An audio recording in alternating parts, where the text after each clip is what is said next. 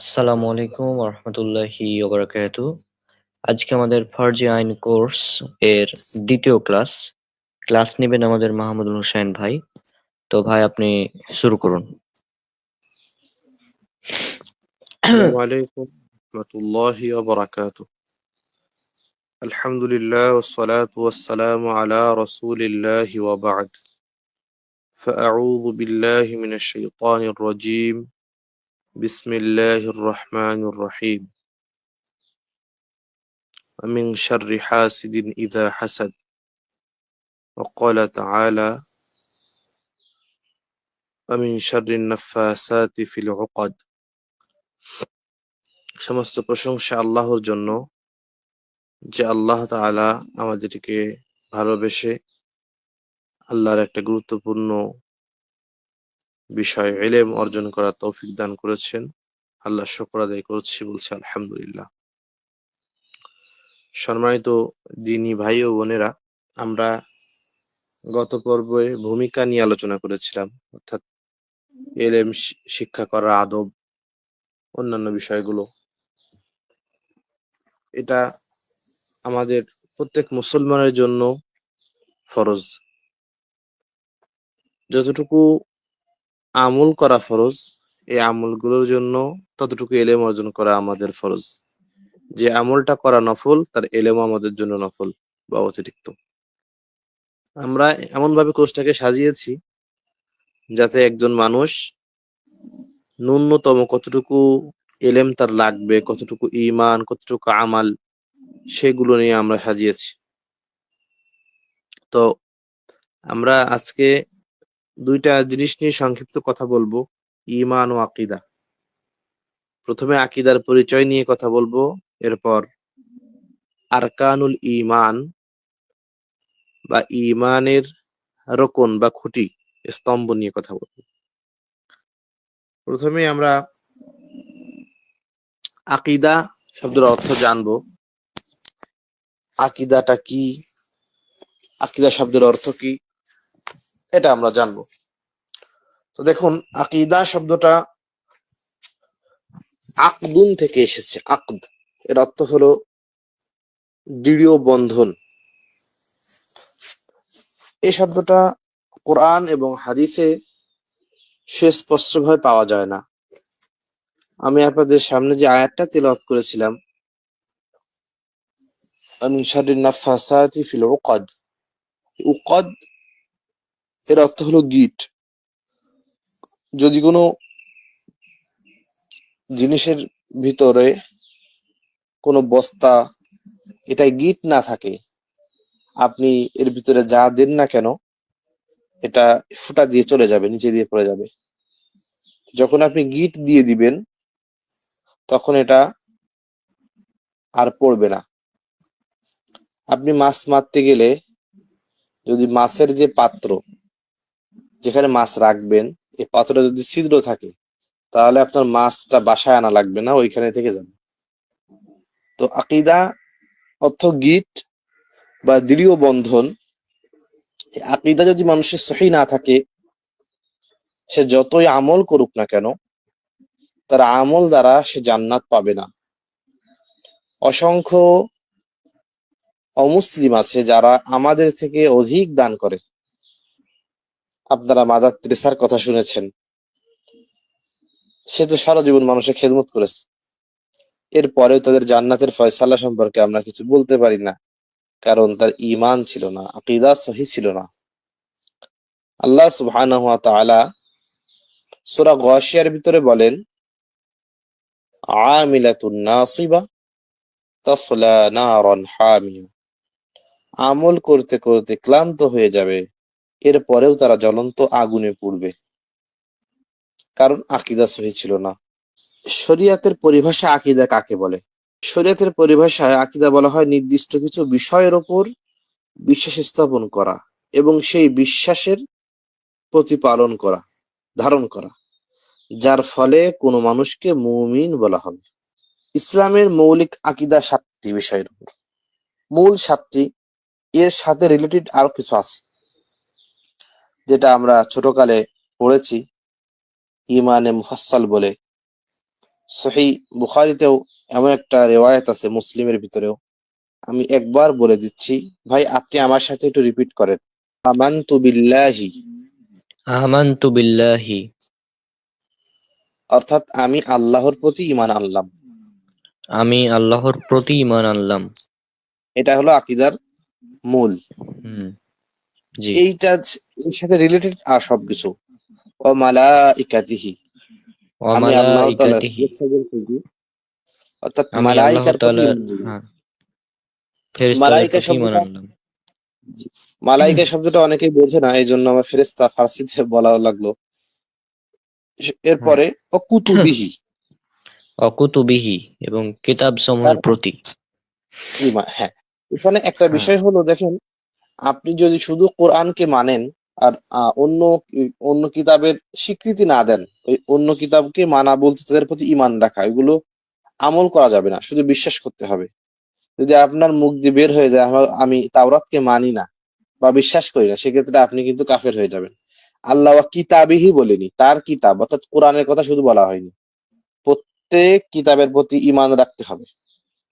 এটা একটা জরুরি বিষয়। জি।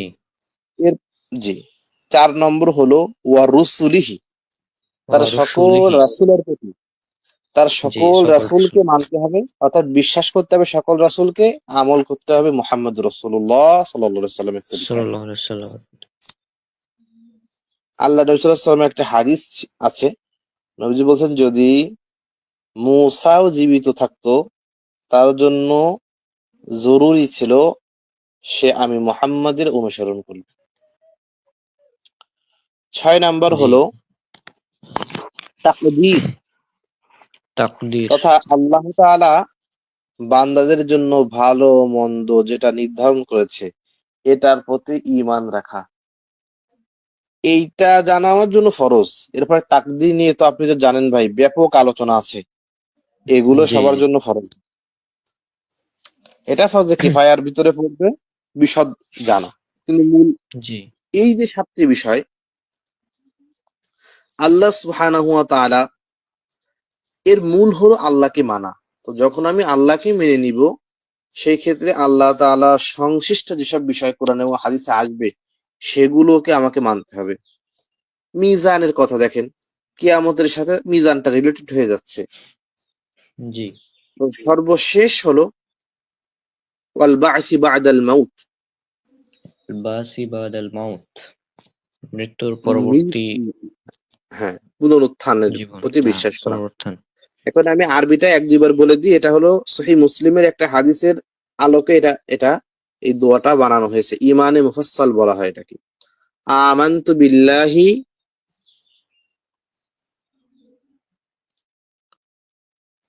আমানতু বিল্লাহি ওয়া আমানতু বিল্লাহি মালাইকাতিহি ওয়া মালাইকাতিহি ওয়া কুতুবিহি ওয়া কুতুবিহি ওয়া রুসুলিহি ওয়া রুসুলিহি ওয়াল ইয়াউমিল আখিরি ওয়াল ইয়াউমিল আখিরি ওয়াল কদরি খাইরিহি ওয়া শাররিহি ওয়াল কদরি খায়রিহি ওয়া শাররিহি মিনাল্লাহি তাআলা মিনাল্লাহি তাআলা ওয়াল বা'সি বা'দাল মাউত।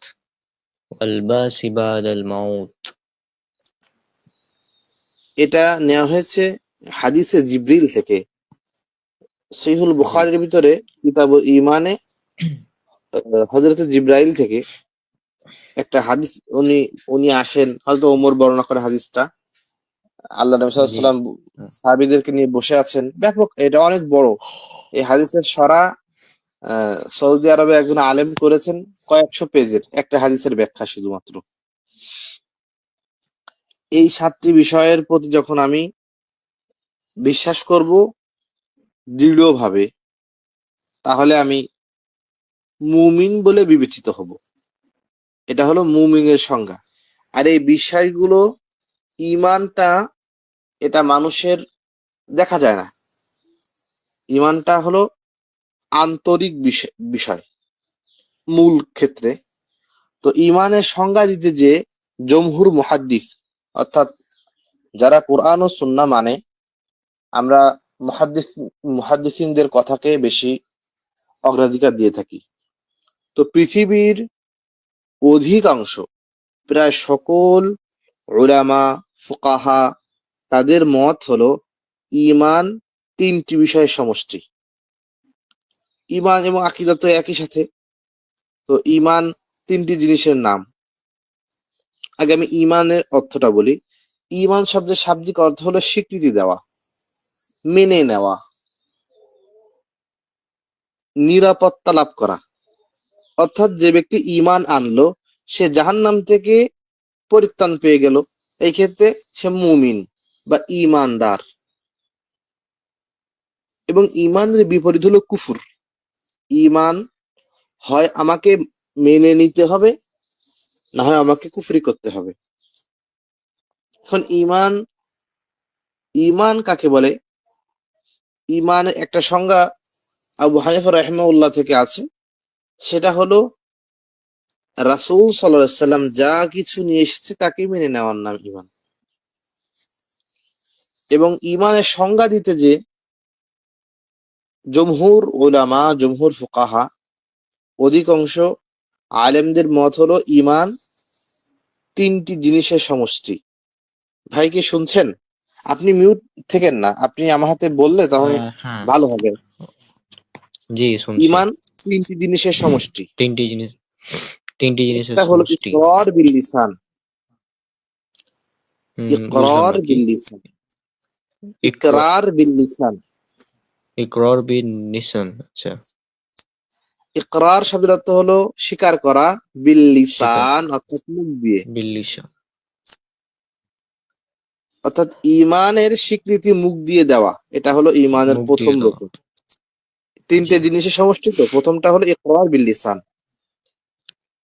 ২ নাম্বার হলো তাসদীক বিল জিনান, অর্থাৎ মুখেও এটাকে স্বীকৃতি দেওয়া। মুখেও অন্তর দিয়ে স্বীকৃতি মেনে দেওয়া। নিতে হবে হ্যাঁ, এবং মুখেও স্বীকৃতি দিতে হবে। মুখেও স্বীকৃতি দিতে হবে। জি। ৩য় নাম্বার হলো আমাল বিল আরকান, হ্যাঁ, আমাল বিল ইসলামের আরকান, বিধানের প্রতি আমল করা। আমল করা। এই জি, ৩টি জিনিসের নাম হলো ঈমান। এই ক্ষেত্রে জি, একটুখানি আবু হানিফা রাহিমাহুল্লাহর মতে ঈমান ২টা জিনিসের নাম, অর্থাৎ মুখে মুখে বলা এবং অন্তরে স্বীকৃতি। তো এটা সহি না, তার এই কথার উপরে অধিকাংশ উলামায়ে কেরামের মত এটা না। মানুষ যদি আমল না করে, এই ক্ষেত্রে যখন আপনি ঈমানের আরকানকে আপনি ২টা করে ফেলবেন, অর্থাৎ শুধু ঈমান মুখ দিয়ে আনা এবং বিশ্বাস করাকে, সেই ক্ষেত্রে মানুষ আমল থেকে উদাসীন হয়ে যাবে। এই ক্ষেত্রে জি, একটা বাড়াবাড়ি এবং ছাড়াছাড়ি আছে। এক দল যারা খারেজি এবং মু'তাজিলা, তাদের মতে ঈমানের সংজ্ঞা জমহুরের মতো, কিন্তু তারা মনে করে কেউ যদি আমল ছেড়ে দেয় সঙ্গে সঙ্গে সে কাফের হয়ে যাবে। এটা হলো খারেজিদের মত। আর যারা জি, মু'তাজিলীদের মত হলো যখন কেউ গুনাহ করবে সেই ক্ষেত্রে সে মানজিলাতুন বাইনা মানজিলাতাইন, ২ জায়গার মাঝখানে থাকবে। অর্থাৎ সে জান্নাতি হবে না, জাহান্নামীও হবে না, তার মাঝখানে থাকবে, ফাসেক মুসলিম। এটা হলো তাদের বাড়াবাড়ি। ঈমানকে ৩টাকে রোকন বানিয়ে এই ৩টাকে সমান গুরুত্ব দিয়েছে। আমরা এটাকেও স্বীকার করি না। দ্বিতীয় হলো যারা মুরজিয়া এবং আবু হানিফা রাহিমাহুল্লাহর ব্যাপারে এই মতটা বলা হয় যে ঈমান শুধুমাত্র অন্তরে বিশ্বাসেরই নাম। তো আমলের দ্বারা ঈমানের কোনো ক্ষতি হয় না। আমল যদি কেউ ছেড়ে দেয়, তো এটাকেও সরাসরি মানতে পারি না। আমাদের কাছে ৩টাই ঈমানের রোকন, কিন্তু আমল কেউ ছেড়ে দিলে, আমল কেউ যদি না করে, অস্বীকার না করে, ততক্ষণ সে কাফের হয় না। ৩টাই রোকন, কিন্তু আমল বিল আরকানের গুরুত্ব ৩য় নাম্বারে। এই বিষয়টা হয়তো স্পষ্ট হয়েছে। জি, এখন এই ৩টা জিনিস আমাকে একসঙ্গে থাকলে এটা হলো ঈমান, এবং ঈমান আনতে হবে পূর্বে উল্লেখিত ৭টি বিষয়ের প্রতি। জি, এখন আকীদা এবং ঈমানের ভিতরে পার্থক্য কি? তো যেহেতু ঈমান শব্দটা কোরআনে এবং হাদিসে ব্যাপক হারে ব্যবহৃত হয়েছে। আকীদাটা এটা এত ব্যবহার হয়নি। এটা হলো একটা জি পরিভাষা যেটা মুহাদ্দিসিনগণ তারা তৈরি করেছেন। যেমন হাদিসের ক্ষেত্রে সহিহ, জয়ীফ, হাসান, এই যে পরিভাষাগুলো হাদিস নির্ণয়ের জন্য লাগে, সেই ক্ষেত্রে আকীদাকে কেন আলাদা করা হলো? আকীদা হলো শুধুমাত্র বিশ্বাসের নাম, এবং ঈমানটা হলো অনেক ব্যাপক বিষয়, আকীদাটা একটু সংক্ষিপ্ত। এই জন্য আমরা জি ঈমান বারবার যদি কাউকে বলি যে ভাই তোমার ঈমান নেই, তোমার ঈমান সহি নেই, সেই ক্ষেত্রে এটা দৃষ্টিকটুও শোনা যায়। সেই ক্ষেত্রে আকীদাটা বেশি ব্যবহার করা হয়, এবং আকীদাটাই এখন প্রচলিত। জি ঈমান ও আকীদার মধ্যে পার্থক্য এইটুকু যে ঈমান সমগ্র দিনের ভিতরে, অর্থাৎ যদি কেউ না সলাৎ আদায় না করে সেই ক্ষেত্রে তার ঈমানের কমতি হয়, গুনাহের মাধ্যমে ঈমান কমে। সলাৎ, জি সিয়াম, হজ, যাকাত ইসলামের পূর্ণাঙ্গ বিষয়টাই ঈমান। কিন্তু আকীদাটা সেটা থেকে আলাদা। আকীদা দ্বারা শুধুমাত্র আন্তরিক বিশ্বাস, আত্মিক বিশ্বাসের সাথে আকীদা সম্পৃক্ত। এছাড়া আকীদা অন্য কোনো বিষয়ে তার সে দখল করে না। জি এখন ঈমান এবং ইসলামের ভিতর পার্থক্য। শাব্দিক অর্থ যদি দেখা হয়, ঈমান শব্দের অর্থ হলো মেনে নেওয়া, এবং ইসলাম শব্দের অর্থ হলো আত্মসমর্পণ করা, যে নিজেকে কারো সামনে বলা যে আমি আপনার কাছে আমাকে উৎসর্গ করে দিলাম। যদি ঈমান এবং ইসলামকে একসঙ্গে ব্যবহার করা যায়, যে সে ইসলাম গ্রহণ করে ঈমানদার হয়েছে, একসঙ্গে একসঙ্গে ব্যবহার যদি হয়, আলাদা হয়, সেই ক্ষেত্রে অর্থের ভিতরে কিছু ভিন্নতা চলে আসে। ঈমান দ্বারা আন্তরিক বিশ্বাস, এবং ইসলাম দ্বারা যেটা বাহ্যিক আমলগুলোকে বোঝানো হয়। যেমন আল্লাহ সুবহানাহু ওয়া তাআলা সূরা আলে ইমরানের 102 নম্বর আয়াতে বলেন, ইয়া আইয়ুহাল্লাযীনা আমানুত্তাকুল্লাহ ওয়া লা তামুতুন্না ইল্লা ওয়া আনতুম মুসলিমুন। হে ঈমানদারেরা, তোমরা আল্লাহকে ভয় করো, ভয় করার মতো, এবং তোমরা মুসলিম না হয়ে মৃত্যুবরণ করো না। এখানে ঈমানদার বলতে যারা ঈমান এনেছে, ইসলাম গ্রহণ করেছে, তাদেরকে বলা হয়েছে।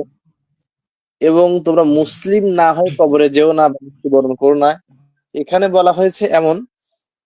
ইসলামটা হলো বাহ্যিক আমলের নাম। অনেক সময় ইসলাম দ্বারা ঈমানকে বোঝায়, আবার ঈমান দ্বারা ইসলামকে বোঝায়। অন্য ক্ষেত্রে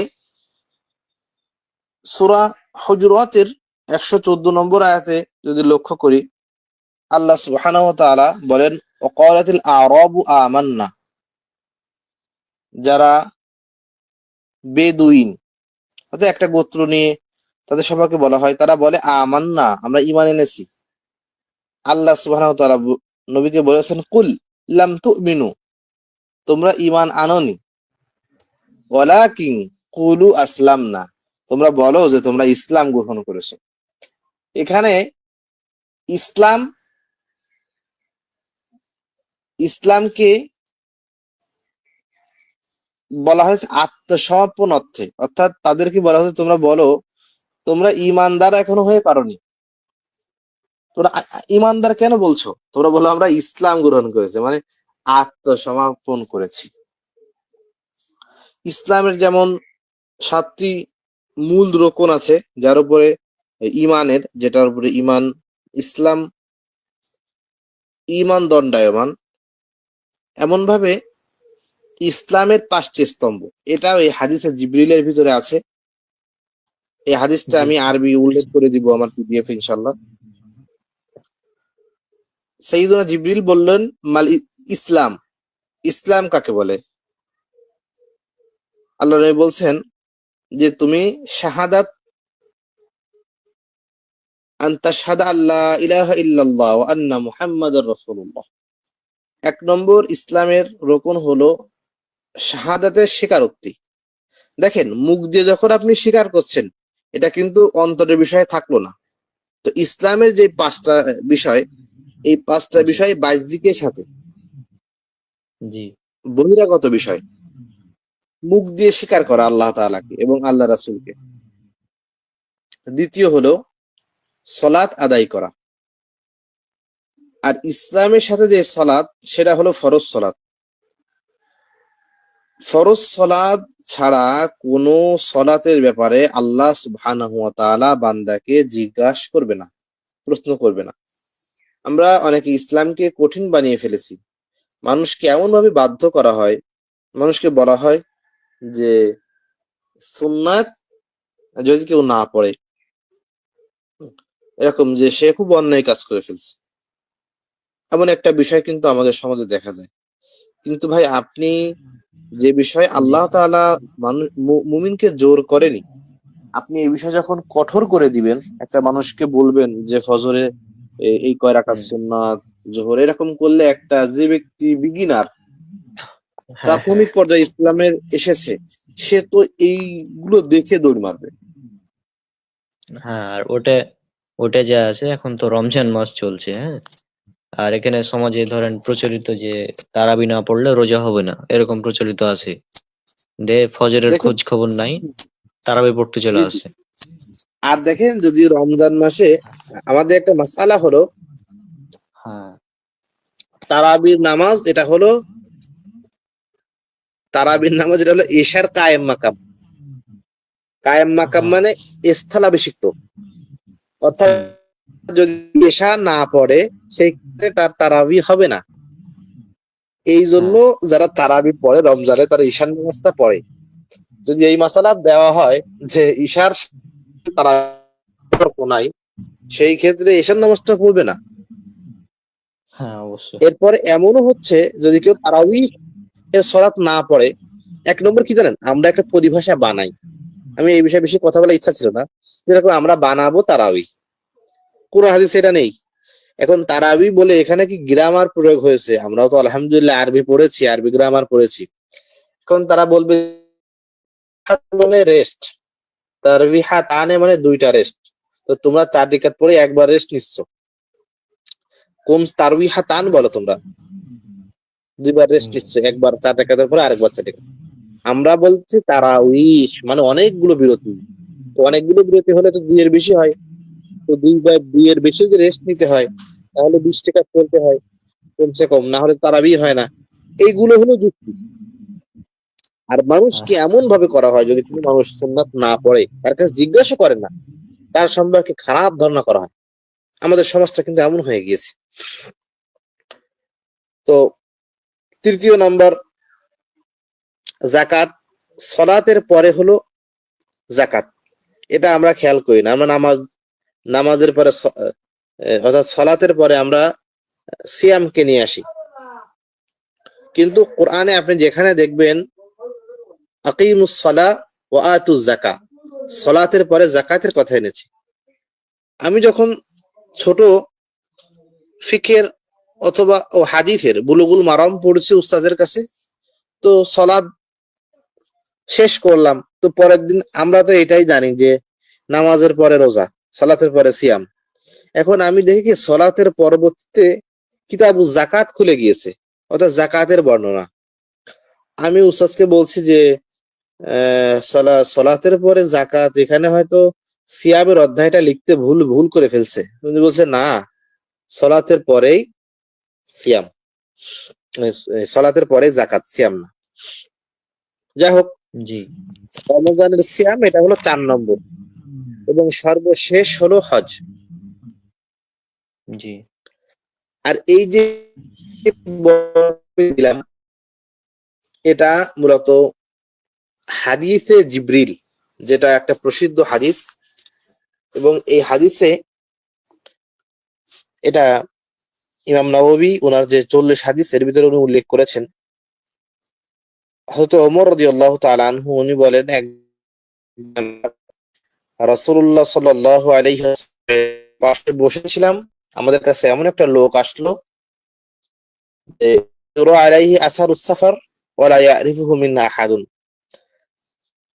তাকে দেখে মুসাফিরও মনে হচ্ছিল না, কারণ যখন এই আরব বিশ্বে কেউ মুসাফির হতো তার চুলটা উস্কো খুস্কো হয়ে যেত, মুখে পোশাকে ধুলাবালি লেগে যেত, আর সে সাদা কাপড়ে এসেছিল। তো যদি মুসাফির না হয় সেই ক্ষেত্রে আরেকটা জিনিস হবে এলাকার লোক, কিন্তু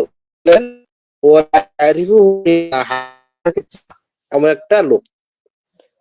সে এসে আল্লাহ নবীকে 3 ধরনের প্রশ্ন করলো, যে মাল ইমান, ইমান কাকে বলে, মাল ইসলাম, ইসলাম কাকে বলে, মাল ইহসান, ইহসান কাকে বলে।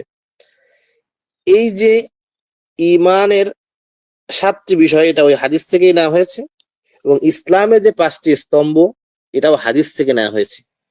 আপনি একসঙ্গে ইসলামের 5টি জিনিস আপনি কোরআনে দেখাতে পারবেন না, কারণ কোরআন হলো সিলেবাসের মতো। কোরআন আল্লাহ তাআলা খুতবার মতো, অর্থাৎ আলোচনা শুরু করেছেন, ধারাবাহিক না। যখন যে বিষয় প্রয়োজন তখন সেই বিষয় উল্লেখ করে দিয়েছেন। কোরআন তার যে বচন ভঙ্গি, আপনি কি হাদিসটা উল্লেখ করছেন? হুম। হ্যাঁ, এই যে এটা সহিহ বুখারী থেকে দেখুন, বের করলাম 50 নম্বর। জি, জি। আপনি অধ্যায়ে হ্যাঁ। দেখেন, বায়ানিন নবী সাল্লাল্লাহু আলাইহি সাল্লাম লাহু ক্বালা জাআ জিবরিল আলাইহিস সালাম ইউআল্লিমুকুম দীনাকুম। সর্বশেষ সাহাবীরা যখন চলে গেলেন, তবে ওমর বলেন, এই যে ঈমান ইসলামের প্রশ্ন করার শেষে আল্লাহর নবী ওমরকে জিজ্ঞেস করলেন, ইয়া ওমর, আতাদরি মানিস সাইল, তুমি কি জানো যে প্রশ্নকারী কে? তখন জিব্রাইলের এই কথার পরে বলেন যে আল্লাহু ওয়া রাসূলুহু আ'লাম, আল্লাহ এবং তার রাসূল ভালো জানেন। সেই ক্ষেত্রে আল্লাহ নবী বলেন, হুয়া জিবরিল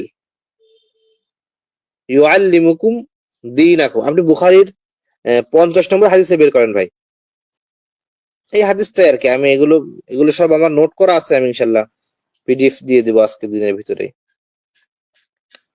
তো আজকে এই বিষয়গুলোই আপনি একটা সার নির্যাস, আমাদের এই ক্লাসের সার নির্যাস আপনি বলে, অর্থাৎ ওই 7টি রোকন এবং 5টি ইসলামের রোকন, ইমানের 7টি, ইসলামের 5টি, এটাকে আপনি গুছিয়ে একবার বলে এরপরে আপনি উপসংহার টেনে দিতে পারেন। আর প্রতিদিনই এটা তো ক্লাসের সার নির্যাসটা আপনি একবার বলে দিবেন সংক্ষিপ্ত। আচ্ছা, আচ্ছা। এটা হলে কি হবে, যদি কেউ এই 1 ঘন্টা বা 30 মিনিট ক্লাসও না দেখতে পারে, ক্লাসের সার নির্যাস যদি আপনি বলে দেন, সেই ক্ষেত্রে অনেক উপকার হ্যাঁ, হবে। মূল খুলাসাতুল কালাম আচ্ছা, বা মোরাল অফ দ্য স্টোরি। আচ্ছা।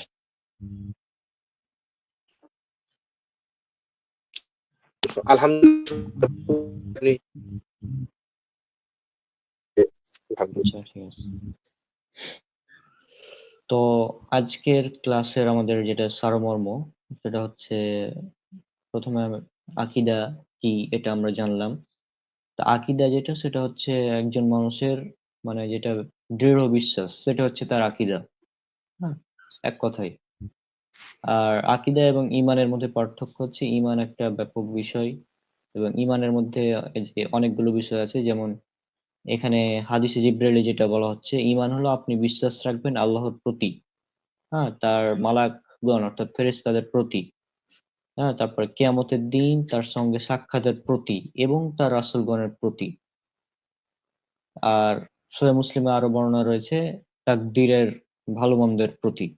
তারপরে এটা হচ্ছে ঈমান। হ্যাঁ, আর ঈমান এটা হচ্ছে মানুষের বাইরে থেকে দেখা যায় না, এটা মানুষের এক মানে ভেতরের মানে অংশ। আর ঈমান এটা মূলত শুধু বিশ্বাসের নাম না। ঈমান প্রথমত অন্তরে বিশ্বাস করতে হবে, মুখ দ্বারা স্বীকারোক্তি দিতে হবে এবং কর্মেও তার একটা বাস্তবায়ন করতে হবে। এই 3টি বিষয়ের নাম হচ্ছে ঈমান। আমি জাস্ট সংক্ষেপে বলছি। এরপর হচ্ছে ইসলাম কি? তো আমরা জানি ইসলামের 5টি স্তম্ভ রয়েছে। আর এখানে হাদিসে জিবরিলে যেভাবে বলা হচ্ছে, ইসলাম হলো আপনি আল্লাহর ইবাদত করবেন এবং তার সাথে অংশীদারি স্থাপন করবেন না, সালাত প্রতিষ্ঠা করবেন, ফরজ জাকাত আদায় করবেন এবং রমজানের সিয়াম ব্রত পালন করবেন। আর সহিহ মুসলিমের হাদিসটা বের করলে ভালো হতো, ওখানে আরো ছিল, হজের কথাও ছিল। তো যাই হোক, এই আমরা জানি ইসলামের 5টি স্তম্ভ, হ্যাঁ, প্রথমত শাহাদাত, তারপর সলাত, তারপর জাকাত, তারপর সিয়াম, তারপর হজ, এই 5টি। তো এটা হচ্ছে ইসলামের এবং ইমানের সংক্ষিপ্ত পরিচয়। আজকের ক্লাসে মূলত এগুলি আলোচনা হয়েছে, মানে ইসলাম কি, ইমান কি, এই বিষয়গুলোই। আর আজকের ক্লাসের যে, আশা করছি আপনারা উপকৃত হবেন আজকের ক্লাস থেকে। হ্যাঁ, তো আজ আশা করছি আপনাদের ক্লাসগুলো ভালো লাগছে। আর এই ক্লাসগুলো আপনারা পেয়ে যাবেন আমাদের ইউটিউব চ্যানেলে, সালাফিদা প্ল্যাটফর্ম, সেখানে পাবেন, আমার চ্যানেলেও পাবেন। আপনারা ক্লাসগুলো নিয়মিত করেন, তাহলে ইনশাল্লাহ অনেক উপকৃত হবেন। তো আজকে আমরা বিদায় নিচ্ছি, ইনশাল্লাহ দেখা হবে পরবর্তীতে। সব আমাদের জন্য অনেক অনেক দোয়া করবেন। আসসালামু আলাইকুম ওয়া রাহমাতুল্লাহি ওয়া বারাকাতুহু।